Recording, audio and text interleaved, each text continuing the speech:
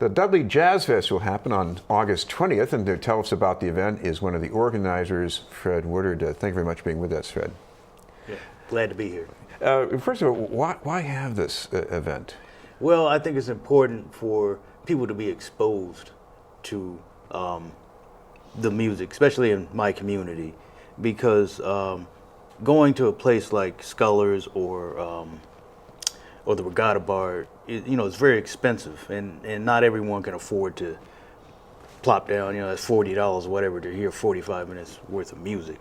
Also, people need to be exposed to jazz as an alternative to what's on the radio.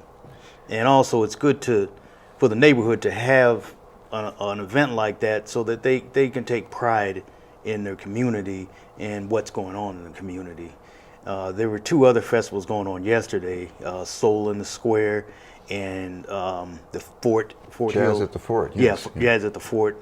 So those are things that it seemed when I went there to pass out some flyers, it seemed like people were really enjoying the what was going on. It was something that they looked forward to seeing. So I hope this event is has the same type of vibe.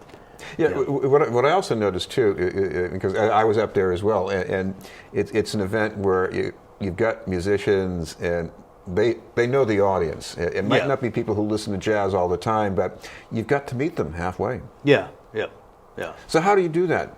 How do I meet the people? Or halfway and make sure that you're connecting with them with the music and not playing something that they might tune out. Oh, okay. Well, with my band, I try to incorporate things that they're familiar with, but also things that I enjoy playing. Like, we'll play blues, is also some spirituals, but we'll also mix in more contemporary jazz as well and originals. So there's things that will be in my set that are common to everybody, like the blues, I said, and spirituals and some kind of R&B flavored things. So I try to mix it up to get their attention and maintain it by putting those few little things in there that grabs their attention and then turning them on to more jazz-like things or more contemporary type things that they wouldn't ordinarily listen to or purchase. Tell me a little bit about the group that you're playing with.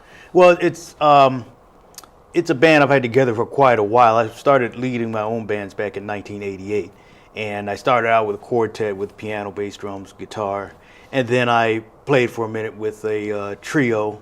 I started my trio shortly after that, and I pretty much stuck with the trio for many years, and then my son came on the scene, and he plays violin, and so in the beginning stages, of course, I helped him learn how to play. He was taking lessons as well. And then I immediately turned him on to the blues and then later on jazz. And at first he was just kind of sitting in on the tunes that he knew, and now he's a full-fledged member. That is, he plays on all the songs and so forth. And he did some studying at Berkeley. They have a city music program, so he studied there. And he's been accepted to the college as well. And so he's pretty experienced at this point. He's a semi-pro, I guess, but he's starting now to get a lot of calls outside of my band. We're going to bring up an excerpt from that.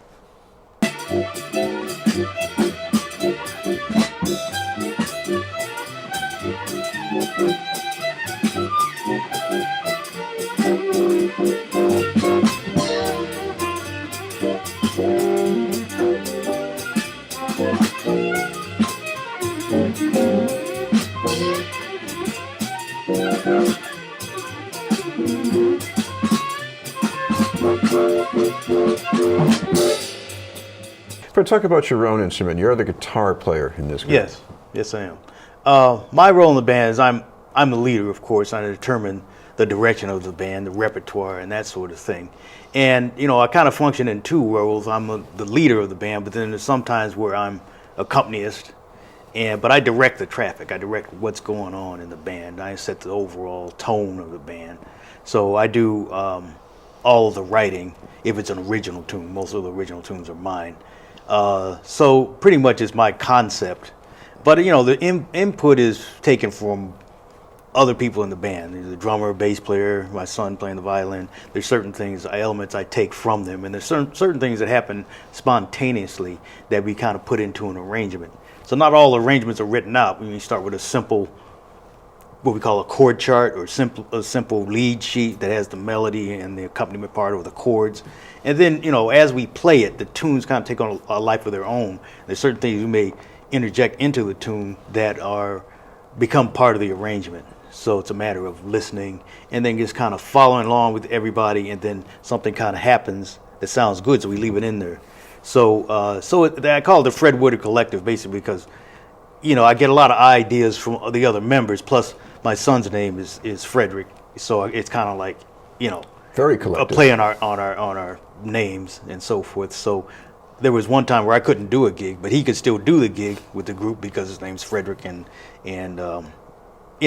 still the Fred Woodard Collective. That's what his name is. He really goes by the name Fred among his friends, but when I introduce him, I always say Frederick because my name's Fred.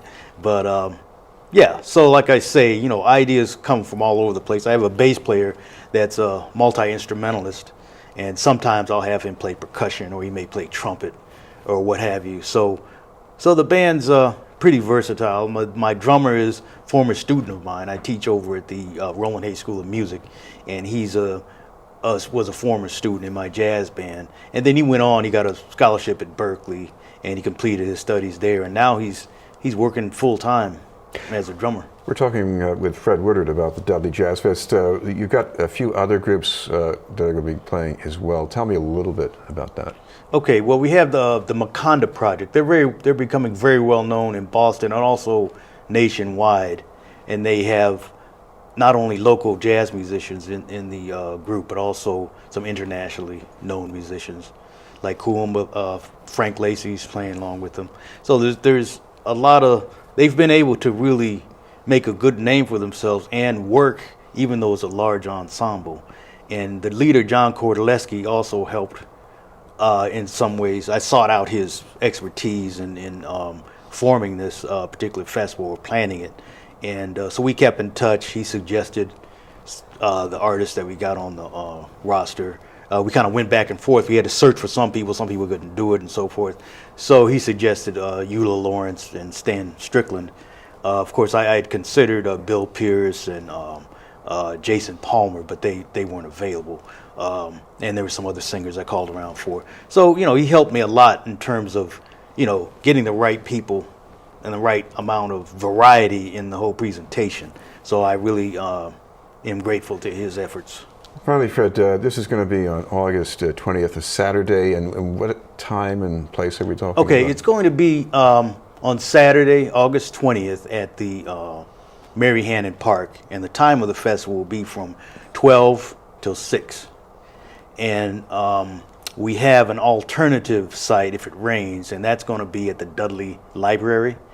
And so if it rains, it'll be there. It'll still be a Dudley Jazz Fest. Yeah. So the Mary Hannon Park is, the official address of it is 613 Dudley Street, and then the library is, I believe, 65 Warren Street.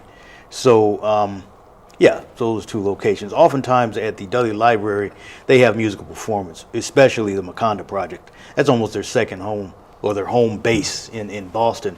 So so a lot of things are going on with them. They're really well known. They're doing a lot, and so I'm really happy to have them on the program.